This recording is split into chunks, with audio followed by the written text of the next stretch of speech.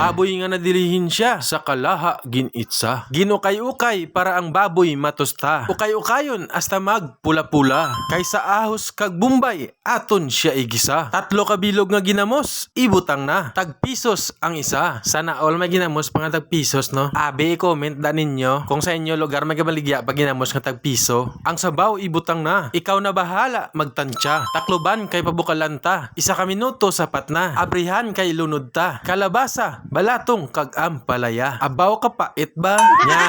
Pait eh. Pariho man na diri bala sa social media. Kung content creator ka. Kung sino ba tong hindi mo kilala, sila pa tong baskog magsuporta. Pero ang imo bala mga kilala, matumok na lang gid sang like kag share nga button. Daw na bugatan pa. Libre lang na bala. Nya. Ang lala pagidya, matchat pa na sila. Iman ba si may extra kada abi pa wala mata. Nya.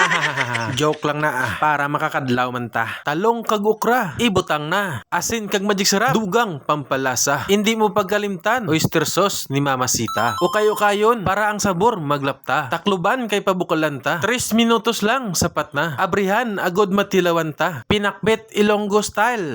Kanamiton gidya tan-awa bala. Itsura pa lang saboroso na. Kay luto naman gid na yung pinakbet ta. Parisan ta uga. Dutay lang may paragumuon lang ta. Pakaging-kagingon ta lang ni ayos na. Abaw sulit ba? Platings ta guys kay gutom na. Bahaw sang Jollibee isa. Pinakbet nga gwapa-gwapa. Parisan pagid sang garagumo nga uga. Ay impas na. Abi i-like kag share man ang video ko kung nalingaw ka. Kaon ta guys.